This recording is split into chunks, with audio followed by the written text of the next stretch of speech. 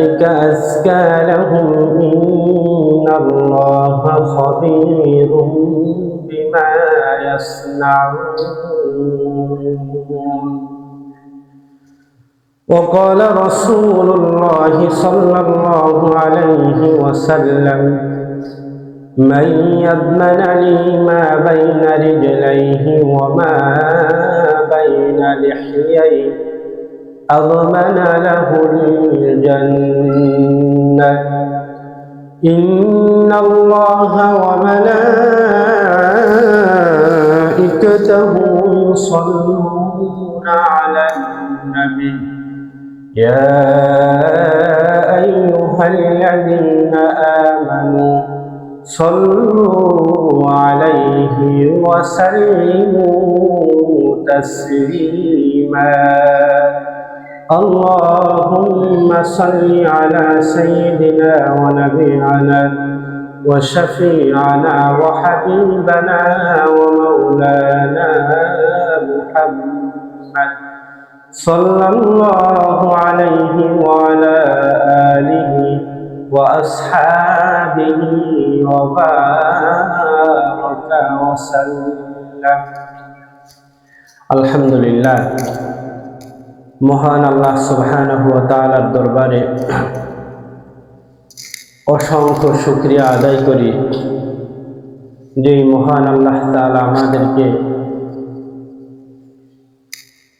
তার অগণিত বান্দাদের মধ্য থেকে আমাদেরকে ভালোবেসেছেন, আমাদেরকে আগে ভাগে মসজিদে আসার মতন সুযোগ আল্লাহ তাআলা আমাদেরকে করে দিয়েছেন। এই জন্য আমরা আমাদের সেই মহান প্রতিপালকের দরবারে শুকরিয়া আদায় করি, আলহামদুলিল্লাহ। লাখো কোটি দরুদ সেই মানবতার মুক্তির দূত, যিনি মানুষকে দেখিয়েছেন মুক্তির দিশা, নারী পুরুষ ভেদে প্রত্যেকের কাছে পৌঁছে দিয়েছেন যার যার হক, যার যার পরিত্রাণের বার্তা। তিনি তার শেষ রক্তবিন্দু দিয়েছেন আল্লাহর সন্তুষ্টির উদ্দেশ্যে উম্মাতের জন্য ব্যয় করেছেন। সেই মহান মানুষের প্রতি আমরা দুরুদে কারিমা পাঠ করি সাল্লাল্লাহু আলাইহি ওয়াসাল্লাম। সম্মানিত উপস্থিতি,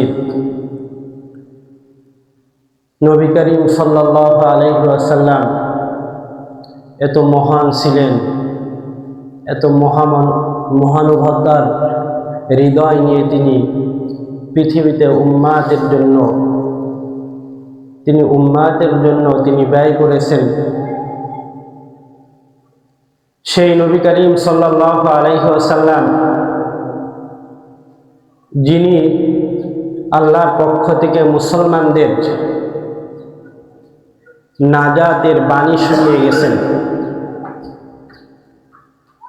আর যেটা শোনাতে যে প্রচার করতে যে নিজের জীবনকে বাজি রেখেছেন, নিজের দান্দান মুবারক শহীদ করেছেন। কিয়ামতের ময়দানে প্রত্যেক ব্যক্তি এবং আল্লাহর প্রেরিত প্রত্যেক নবী একমাত্র মুহাম্মদুর রাসূলুল্লাহ সাল্লাল্লাহু আলাইহি ওয়াসাল্লাম ব্যতীত প্রত্যেক নবীগণ তারা ইয়া নাফসি বলে চিৎকার করতে থাকবে। অথচ আপনার আমার নবী, প্যারা নবী রহমাতুল লিল আলামিন, পৃথিবীতেও যিনি উম্মাতের জন্য বেশি চিন্তা করেছেন, ঠিক সেদিনও কিয়ামতের ময়দানে প্রত্যেক ব্যক্তির বিপরীতে তিনি ইয়া উম্মতি বলে আল্লাহ সুবহানাহু ওয়া তাআলার আরশে আযীমে সিজদায় পড়ে যাবেন। এই ছিল হচ্ছে নবী আমাদেরকে কত ভালোবাসতেন, অথচ আমাদের ভালোবাসা নবীর জন্য খুবই ক্ষুদ্র। তিনি নামাজ প্রতিষ্ঠিত করে গেছেন, তিনি যাকাত প্রতিষ্ঠিত করে গেছেন, মুসলমানদের যাবতীয় বিধানাবলী তিনি দেখিয়ে গিয়েছেন। তিনি আমাদেরকে এত বেশি ভালোবেসেছেন অথচ এই ভালোবাসার মানুষটি আজকে যদি আমাদের মসজিদগুলোর দিকে তাকায়, তিনি যদি এসে দেখতেন যে আমি আমার উম্মতের জন্য এত কিছু করলাম, অথচ আজকে মসজিদগুলো শূন্য। আমি আমার উম্মতের জন্য এত কিছু করলাম, অথচ উম্মাদ আজকে নামাজ পড়ে না। যদি তিনি এগুলো দেখতে পেতেন যে আমি নারী সমাজে অধিকার ফিরিয়ে দিয়েছি, পঙ্কিলতাময় সমাজকে আমি সোনালী সমাজে রূপান্তরিত করেছি, কিন্তু আজকের সমাজ সভ্যতার নামে নারী পুরুষ অবাধ মেলামেশা, পর্দাহীনতা, এটা যদি দেখতে পান তাহলে সেই নবী আমাদের উপর কেমন ধারণা পোষণ করবেন। সম্মানিত উপস্থিতি, এই জন্য মানুষের জীবনে প্রত্যেকটা মুহূর্তে নবী সাল্লাল্লাহু আলাইহি ওয়াসাল্লামের আদর্শের ভিতরই কল্যাণ রয়েছে, কি তাই না? নবী করিম সাল্লাল্লাহু আলাইহি ওয়াসাল্লামের আদর্শের ভিতরই একমাত্র কল্যাণ। অন্য কোনো পথ পন্থা মত পদ্ধতির ভিতর মানব জীবনের মুক্তি নাই, কোনো কল্যাণও নাই। যাই হোক, সম্মানিত উপস্থিতি, আমরা গত জুমায় আলোচনা করেছিলাম এমন কিছু কাজ সমাজে প্রচলিত যেগুলো আমরা হর হামেশাই করি, কিন্তু আমরা সেটাকে গুনাহ মনে করি না। মনে আছে তো? যেগুলো গুনাহ মনে করি না, তারই ধারাবাহিকতায় তেমনই একটা বিষয়, কিন্তু ইসলামের ফরজ একটা বিধান, গুরুত্বপূর্ণ বিধান, সে বিষয়টা নিয়ে আমরা আলোচনা করব। সেটা হচ্ছে পর্দা, যেটা আজকে উপেক্ষিত, সমাজে একেবারেই উপেক্ষিত। কিন্তু এই পর্দার বিষয় চিন্তা ভাবনা করে দেখলাম যে আমাদের সমাজে প্রচলিত যে বিষয় সেটা হচ্ছে পর্দা শুধু করবে হচ্ছে নারী, স্বাভাবিক হিসাবে যে ধারণাটা পর্দা নারীর জন্য। তো আমি চিন্তা করে দেখলাম যেহেতু প্রচলিত এমন বিষয় যেগুলো আমরা হর হামেশাই করি কিন্তু গুনাহ মনে করি না, তা চিন্তা করলাম যে আজকে পুরুষের পর্দার ওয়াজ করব। পুরুষ কোথাও পর্দা করতে পারে কিনা, আর নারীর চিন্তা ভাবনায় আজকে আমাদের সমাজ পুরুষের চিন্তা ভাবনা এমনভাবে নিয়ে গেছে, নারী যদি একটু অশালীন পোশাক পরে তাহলে সেটা পর্দাহীনতা, কিন্তু পুরুষের পোশাকের ব্যাপারেও তো পর্দা আছে, পুরুষের পোশাকের ব্যাপারেও সীমাবদ্ধতা আছে। পুরুষ যদি নারী যদি খোলামেলা চলে তাহলে চিন্তা হয় যে সে তো বেপর্দা, কিন্তু পুরুষেরও তো চলাফেরার সীমাবদ্ধতা আছে, নাকি আছে না? আছে। এই জন্য চিন্তা ভাবনা করে দেখলাম যে এই বিষয়গুলো আজকের সমাজ থেকে আলোচনায় উঠে গেছে, মান্যতার দিক থেকে উঠে গেছে। নারীর যে পর্দা করতে হবে এটা কম বেশি সবাই জানে, আর আগামীতে ইনশাল্লাহ আল্লাহ যদি সুযোগ দেয় এই বিষয়ে একটা সিরিজ আলোচনা করব। তো আজকে আমরা পুরুষের পর্দার বিষয় কি আছে আমরা এটা একটু দেখে নেব ইনশাল্লাহ। দেখেন, সূরা নূর 18 নম্বর পারা 12 নম্বর পৃষ্ঠা, সূরা নূরের 30 এবং 31 নম্বর আয়াতে আল্লাহ সুবহানাহু ওয়া তাআলা পর্দার বিধান তিনি বর্ণনা করেছেন। তো আল্লাহ সুবহানাহু ওয়া তাআলা পুরুষের এই পর্দার বিধান বর্ণনা করতে গিয়ে দুইটা আয়াত পরপর এনেছেন। এই পরপর যে দুইটা আয়াত এনেছেন, এই দুইটার প্রথম যে আয়াতটা এটা পুরুষকে সম্বোধন করে বলা হয়েছে। তাহলে আমি আমার বিশ্লেষণ থেকে দেখলাম প্রত্যেকের জন্যই পর্দা ফরজ, কিন্তু পুরুষের জন্য আগে, পুরুষের জন্য আগে। সম্মানিত উপস্থিতি, দেখেন আয়াতে কি বলা হয়েছে আমরা এটা একটু দেখে আসি। বিসমিল্লাহির রহমানির রহিম। কুল লিল মুমিনিনা ইয়াগুদ্দু মিন আবসারিহিম ওয়া ইয়াহফাযু ফুরুজাহুম যালিকা আযকা লাহুম ইন্নাল্লাহা খাবীরুম বিমা ইয়াসনাউন। আল্লাহ সুবহানাহু ওয়া তাআলা রাসূলুল্লাহ সাল্লাল্লাহু আলাইহি ওয়াসাল্লামকে উদ্দেশ্য করে বললেন, কুল, আপনি বলে দিন, লিল মুমিনিন, যারা মুমিন ঈমানদারগণ পুরুষ, যারা মুমিনিন শব্দের অর্থ হচ্ছে পুরুষ, আর মুমিনাত শব্দের অর্থ হচ্ছে মহিলা, অর্থাৎ মহিলা ঈমানদারগণ। তো আল্লাহ সুবহানাহু ওয়া তাআলা আয়াতের প্রথম শব্দের পরের শব্দে তিনি বললেন যে কুল্লিল মুমিনিনা ইয়াগুদ্দু মিন আবসারিহিম, ওহে আমার রাসূল, আপনি মুমিন বান্দাদেরকে বলে দিন যে তারা যেন ইয়াগুদ্দু, অবনত রাখে, আবসারিহিম, তাদের চোখকে যেন অবনত রাখে, তারা যেন তাদের চক্ষুকে হেফাজত করে, ওয়া ইয়াহফাযু ফুরুজাহুম, এবং তারা যেন তাদের লজ্জা স্থানের হেফাজত করে। যদি মুমিন পুরুষ এবং নারী, মুমিন পুরুষ যদি তাদের চক্ষুকে অবনত রাখতে পারে এবং তারা যদি তাদের লজ্জা স্থানকে হেফাজত করতে পারে, আল্লাহ সুবহানাহু ওয়া তাআলা বলেন, যালিকা আজকা লাহুম, এটা হচ্ছে তাদের জন্য পরিশুদ্ধতা, এটা হচ্ছে তাদের জন্য পরিশুদ্ধতা। ইন্নাল্লাহা খাবীরুম বিমা ইয়াসনাউন, আল্লাহ তাআলা বলতেছেন যে ও আমার মুমিন বান্দারা, তোমরা তোমাদের চোখ দিয়ে যা কিছু করো, তোমাদের লজ্জা স্থান দিয়ে যা কিছু করো না কেন, আমি আল্লাহ থেকে ভালো আর কেউ জানে না। আল্লাহু খাবীরুম বিমা ইয়াসনাউন, তোমরা যা করো তা আমার আল্লাহ জানে। সম্মানিত উপস্থিতি, তাহলে দেখা গেল যে পুরুষের পর্দার সর্বপ্রথম যে বিষয় সেটা হচ্ছে তাকে চোখকে হেফাজত করতে হবে এবং তার লজ্জা স্থানের হেফাজত করতে হবে। সম্মানিত উপস্থিতি, সব কিছু বাদ দিয়ে লজ্জা স্থান আর চোখের হেফাজতের কথা কেন আল্লাহ তাআলা সর্বপ্রথম বললেন? দেখেন, পর্দা এমন একটা বিষয়, গুরুত্বপূর্ণ একটা তথ্য, যে পর্দার গুরুত্ব কত বেশি। দেখেন, ইবলিস আল্লাহর পক্ষ থেকে লানত প্রাপ্ত হয়ে, বিতাড়িত হয়ে সর্বপ্রথম যে অন্যায়টা নিজে করেছিল এবং অপরকে দিয়ে করেছিল, তার জীবনের সর্বপ্রথম অবাধ্যতা, সেটা কি জানেন? সেটা হচ্ছে আদম এবং হাওয়া আলাইহিস সালামকে কুমন্ত্রণা এই অর্থে দিয়েছিল যে তারা যদি ওই গন্ধ ফল খায়, নিষিদ্ধ গাছের ফল খায়, তাহলে তাদের আবরণ খুলে যাবে, অর্থাৎ তাদেরকে পদ্মাহীনতা নিয়ে যাওয়া, পদ্মাহীন করার জন্য অন্যতম একটা ওয়াসওয়াসা ছিল। দেখেন সেটা কোরআন কারীমে কিভাবে বর্ণনা করা হয়েছে।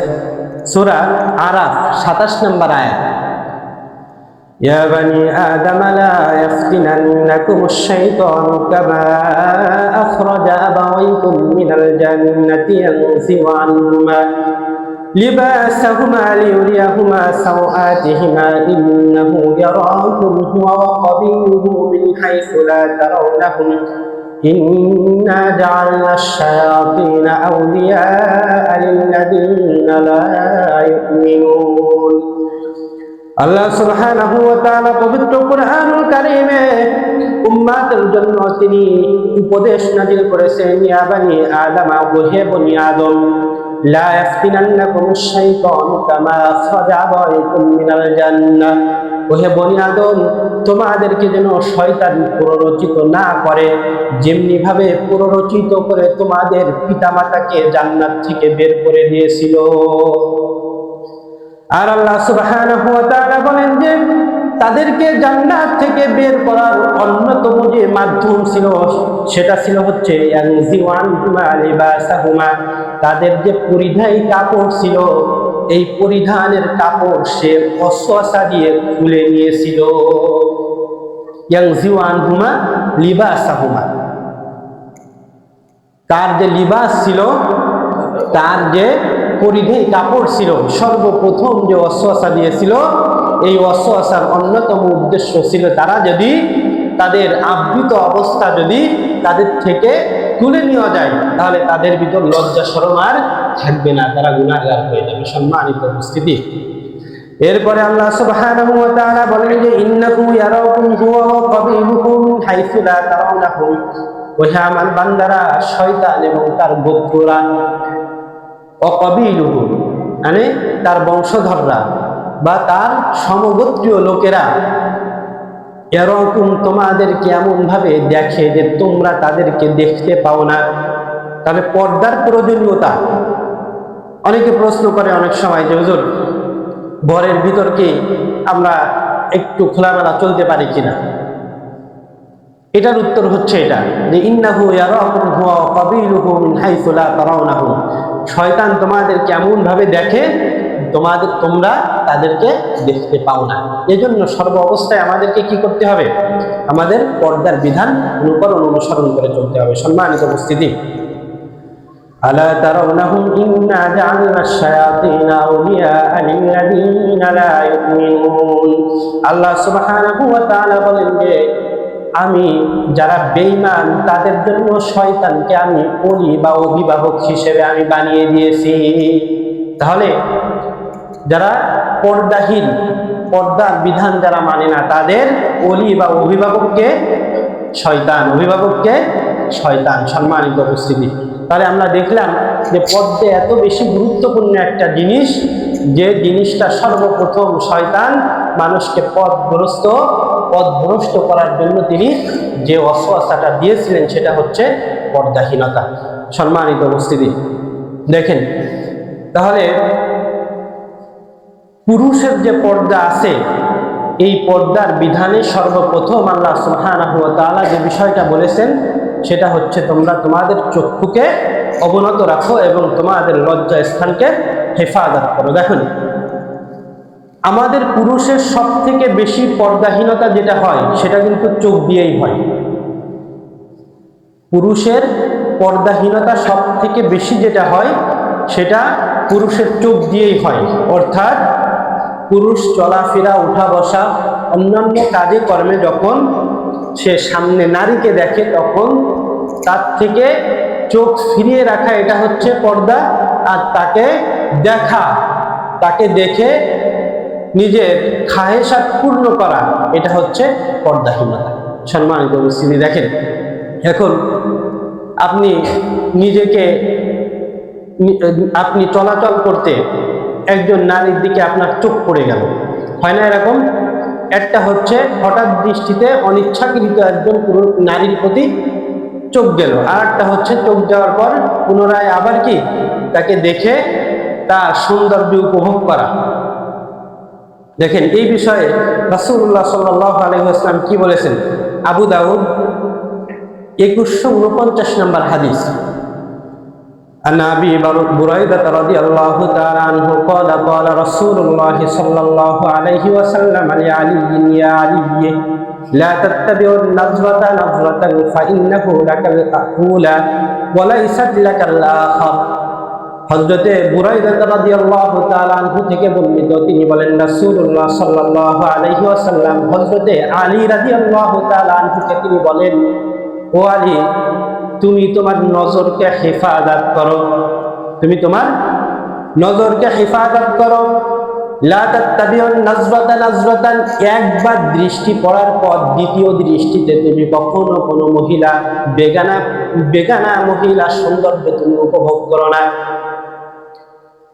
অনিচ্ছাকৃত একবার চোখ পড়ে গেল, সেটা আল্লাহ তাআলা ক্ষমা করে দেবেন, কিন্তু একবার চোখ পড়ার পর যদি আপনি দ্বিতীয়বার ইচ্ছাকৃতভাবে ওই মহিলার সৌন্দর্য উপভোগ করেন তাহলে সেটা আর পুরুষের পর্দা থাকলো না। এজন্য রাসূলুল্লাহ সাল্লাল্লাহু আলাইহি ওয়াসাল্লাম বললেন যে ফাইন্না লাকাল উলা ওয়া লাইসাত লাকাল আখার, প্রথমবার দৃষ্টিতে তোমার কোনো গুনাহ নাই, কিন্তু দ্বিতীয়বার যদি তুমি দৃষ্টি প্রদর্শন করো তাহলে ওইটা তোমার জন্য পর্দাহীনতা এবং কবিরা গুনাহের অন্তর্ভুক্ত।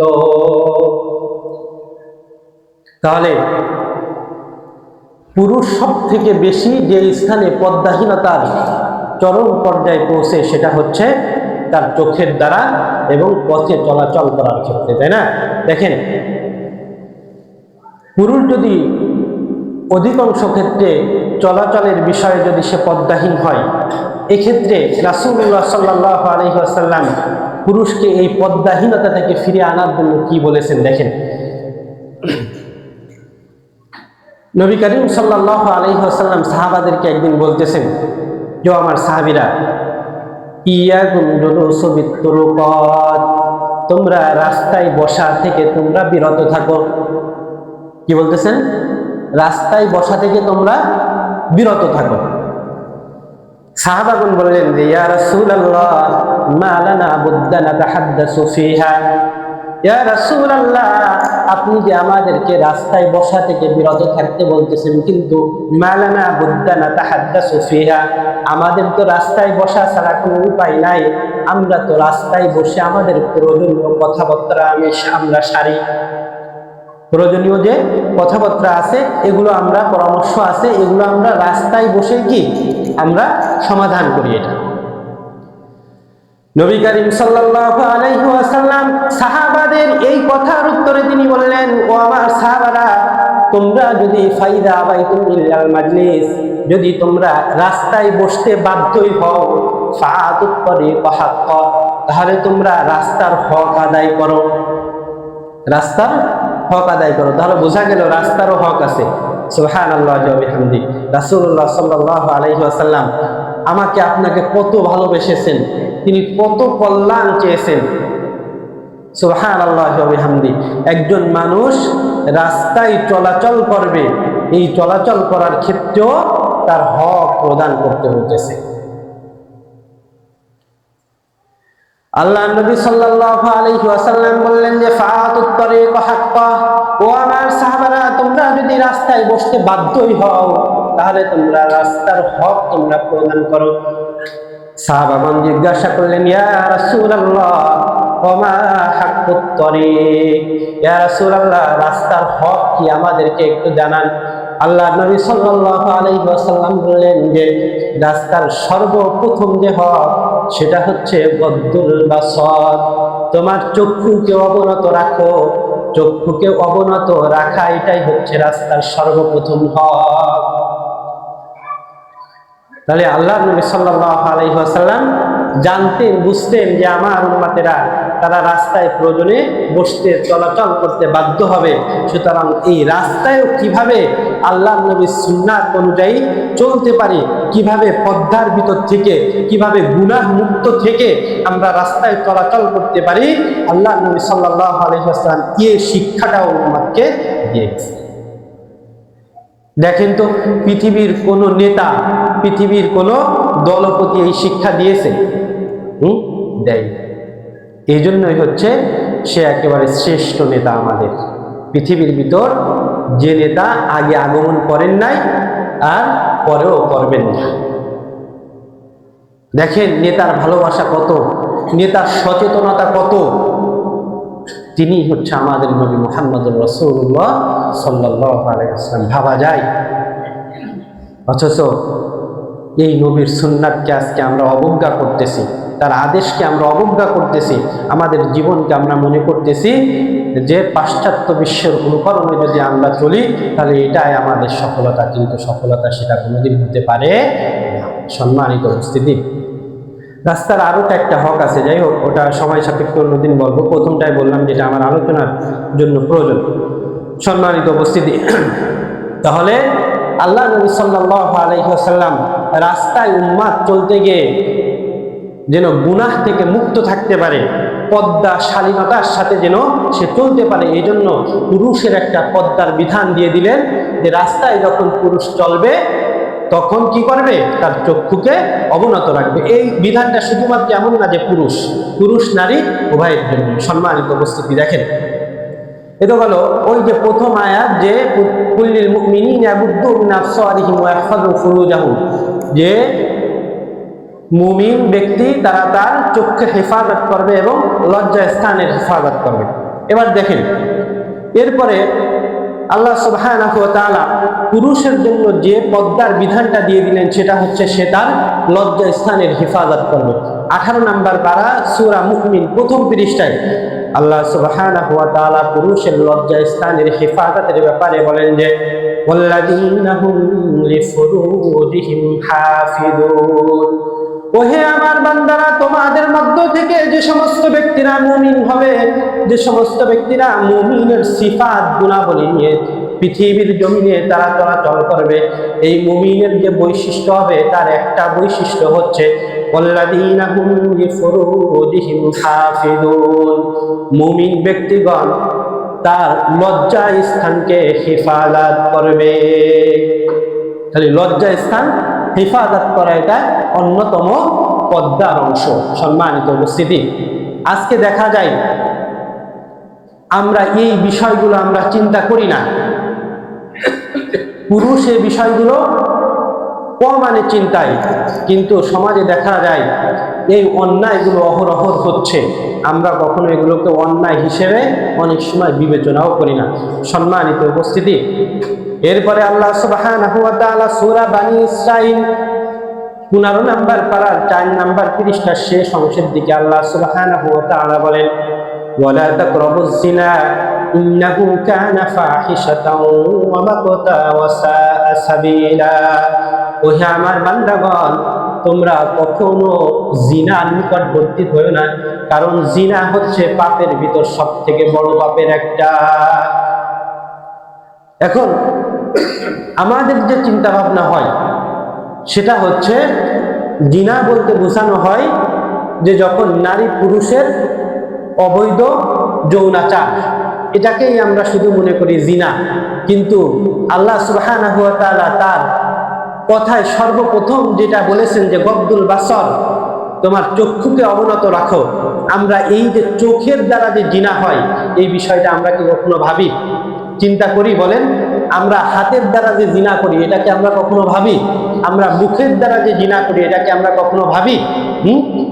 তাহলে সম্মানিত উপস্থিতি, এই যে চোখের জিনা, হাতের জিনা, মুখের জিনা, পায়ের জিনা, অন্তরের জিনা, এই বিষয়গুলো কিন্তু আজকে সমাজে উপেক্ষিত। এই বিষয়গুলো আজকে মুসলিম সমাজ এগুলো চিন্তাও করে না। সম্মানিত উপস্থিতি, মুখের জিনা আমরা বারংবার করে যাচ্ছি, আমরা চোখের জিনা অহরহ করে যাচ্ছি, আমরা ইচ্ছাই হোক অনিচ্ছাই হোক আমরা হাতের জিনা করতেছি, পায়ের জিনা করতেছি, কিন্তু এই জিনাগুলোকে আমরা জিনা মনে করতেছি না। এজন্য এই সকল জিনা থেকে মুক্ত থাকার জন্য আপনাকে আপনার চোখের হেফাজত করতে হবে সর্বপ্রথম।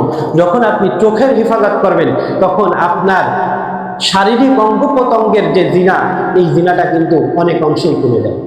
এই জন্য আল্লাহ সুবহানাহু ওয়া তাআলা সর্বপ্রথম তিনি চক্ষুকে হেফাজত করতে বলেছেন, তারপরে লজ্জা স্থানের হেফাজত করতে বলেছেন।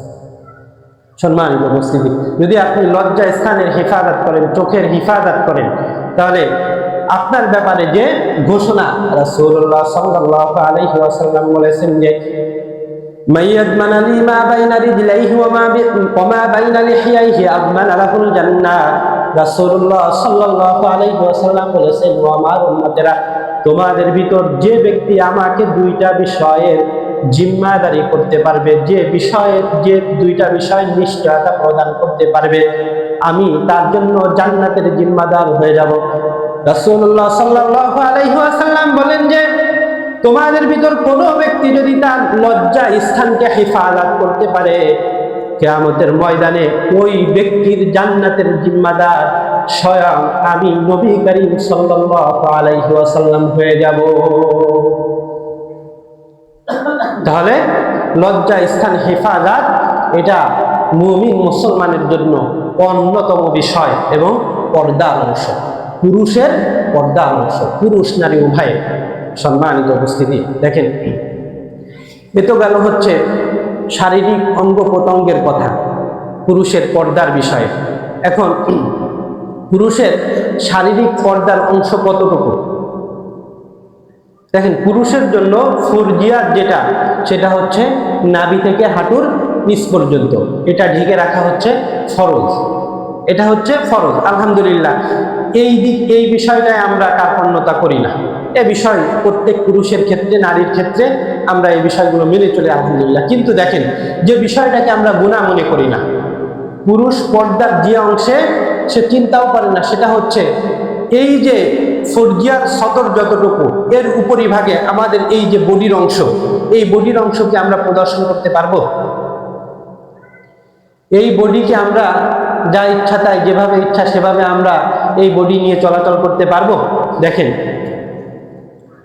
আবু দাউদ শরীফের 497 নম্বর হাদিস, রাসূলুল্লাহ সাল্লাল্লাহু আলাইহি ওয়াসাল্লাম বলেন যে লা ইয়ানজুরুর রাজুলু ইলা আওরাতির রাজুল ওয়াল মারআতু ইলা আওরাতিল মারআ। নবী করিম সাল্লাল্লাহু আলাইহি ওয়াসাল্লাম বলেন যে ও আমার উম্মতেরা, একজন পুরুষ অপর পুরুষের সতরের দিকে সে তাকাবে না, তেমনি ভাবে একজন নারীর সতরের দিকেও তাকাবে না।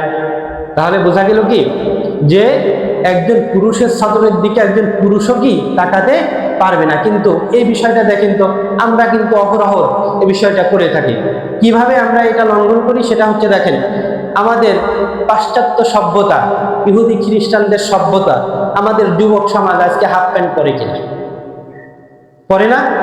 আর এই হাফ প্যান্ট পরার ক্ষেত্রে কিন্তু আমার ছেলে যদি এটা করে, আমার দ্বারাই কিন্তু তার অর্থ আমরা প্রদান করতেছি, পিতা কর্তৃক সে ওইটার অর্থ বহন করতেছে বা ওইটার ইউটিলাইজেশন করতেছে না। দেখেন এই বিষয়গুলো কিন্তু মারাত্মক বিষয়। আজকে আমার সন্তানকে আমি পদ্মাহীন করার ক্ষেত্রে আমি কি সহযোগিতা করতেছে, কিন্তু এই বিষয়টা কিন্তু আমরা গুনাহ মনে করি না, কিন্তু এটা কিন্তু মারাত্মক গুনাহ কিনা বলেন? গুনাহ না? আর এমন কাজ হয় কিনা আমাদের দ্বারা?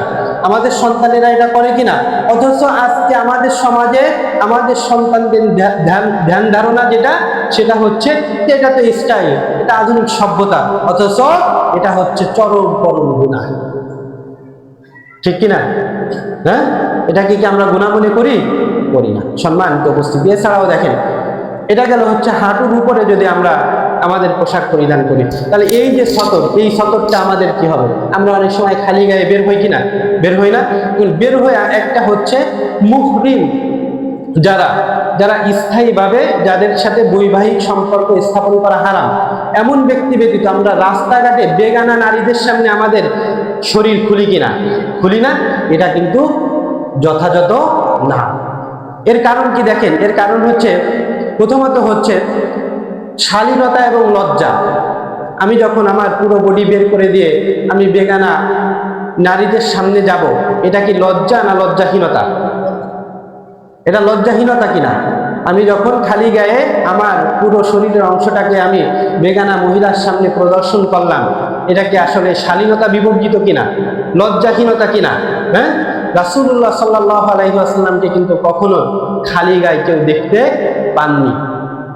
এজন্য আমাদের উচিত যে বেগানা মহিলাদের সামনে আমাদের সতর খুলে আমরা যাব না। এটা একটা দিক গেল।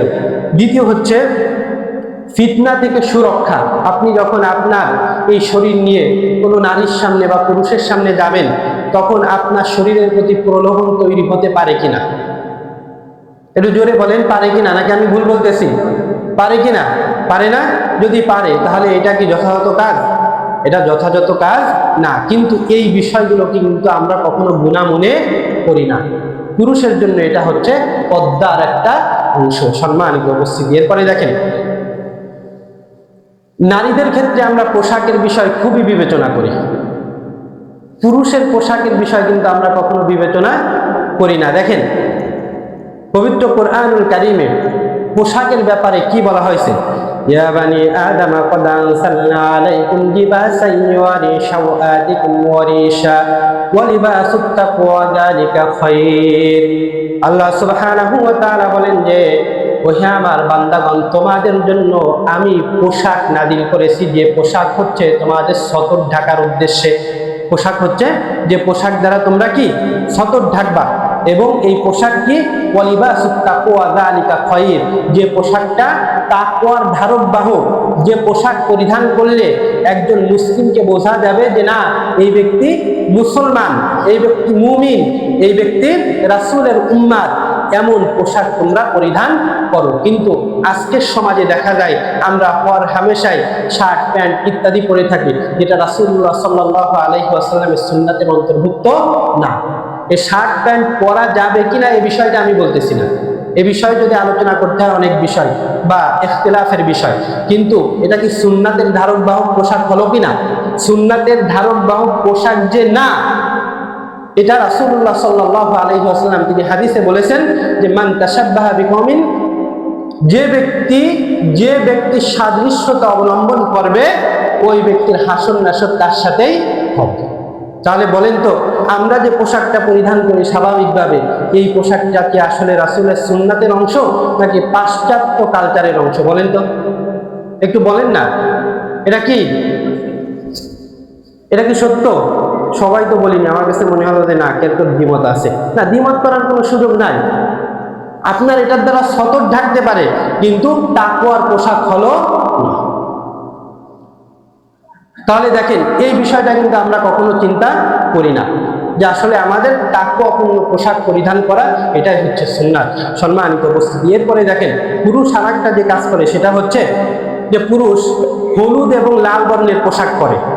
হলুদ এবং লাল বর্ণের পোশাক পরে, যেটা রাসূল সাল্লাল্লাহু আলাইহি ওয়াসাল্লাম নিষেধ করেছেন। নাসাই শরীফের 1118 এবং 19 নম্বর হাদিস, যে উজ্জ্বল লাল বর্ণ এবং উজ্জ্বল হলুদ বর্ণ এই পোশাক পুরুষ কখনো পরতে পারবে না, কারণ এটা হচ্ছে ইহুদি খ্রিস্টানদের পোশাক। অথচ আমরা এই বিষয়টা চিন্তা করি না। এটা গুনাহ, যে এটা আমরা কখনো ভাবিও না। পুরুষের পর্দার অংশ, এটাও আমরা কখনো চিন্তা করি না। সম্মানিত উপস্থিতি, এখন এটা তো পর্দা গেল। এখন যদি পর্দা বেশি হয়ে যায় তখন কি সমস্যা? পুরুষ যদি পর্দা বেশি করে, আমি বলতে পারেন যে আবার কি কথা, যে পুরুষ পর্দা বেশি করে কিনা। এখন এই অসুবিধা দেখা যায় যে ভাইরা ভাবিদের সাথে দাঁড়িয়ে সামনে আর গেল না, চাচারা চাচিদের সামনে আর গেল না, তখন দোষ তো সবই আমার সাহেবের হয়ে যাবে, হবে না? দেখেন, বিষয়টা এমন না, স্ত্রীর সাথে এবং মুহরিম ব্যক্তি যারা আছে তাদের সাথে কোনো পর্দা নাই, যেখানে যতটুকু সীমাবদ্ধতা আছে এতটুকু মেনে নিতে হবে। আর পর্দা বেশি যদি হয়ে যায়, এই বিষয়টা দিয়ে আমি যেটা বোঝাতে চেয়েছি, মারাত্মক একটা গুনাহ। দেখেন, আমাদের পুরুষের শতকরা মেজরিটি পার্সন দেখা যায় আমাদের টাকনুর নিচে কাপড় থাকে। টাকনুর নিচে কাপড় থাকে না? এটা কি পর্দা বেশি না? হ্যাঁ, পর্দার অংশ ছিল হচ্ছে টাকনুর উপরে, কিন্তু যখন টাকনুর নিচে চলে গেল কাপড়, তখন কি পর্দার অংশ বেশি হয়ে গেল না? যখন পর্দার অংশ বেশি হয়ে গেল তখন এটা কবিরা গুনাহ হয়ে গেল। কিন্তু রাসূলুল্লাহ সাল্লাল্লাহু আলাইহি ওয়াসাল্লাম এই বিষয়ে কি বলেছেন দেখেন, খুবই একটা গুরুত্বপূর্ণ বিষয়, যে সালাসাতু লা ইউকাল্লিমুহুমুল্লাহু ইয়াওমাল কিয়ামাতি ওয়া লা ইয়ানজুরু ইলাইহিম ইয়াওমাল কিয়ামা ওয়া লা ইউযাক্কিহিম ওয়া লাহুম আযাবুন আলীম। নবী করিম সাল্লাল্লাহু আলাইহি ওয়াসাল্লাম বলেন যে 3 শ্রেণীর ব্যক্তির সাথে কিয়ামতের ময়দানে আল্লাহ তাআলা তাদের দিকে তাকাবেন না, ওয়া লা ইয়ানজুরু ইলাইহিম ইয়াওমাল কিয়ামা ওয়া লা ইউযাক্কিহিম, তাদেরকে পরিশুদ্ধ করবেন না। এই 3 শ্রেণীর ব্যক্তির ভিতর আল্লাহ নবী সাল্লাল্লাহু আলাইহি ওয়াসাল্লাম সর্বপ্রথম যে ব্যক্তির পরিচয় দিয়েছেন সেটা হচ্ছে আল মুসবিল। নবী করিম সাল্লাল্লাহু আলাইহি ওয়াসাল্লাম বলেন যে প্রথম যে ব্যক্তি, সে ব্যক্তি হচ্ছে টাকনুর নিচে কাপড় পরিধানকারী ব্যক্তি।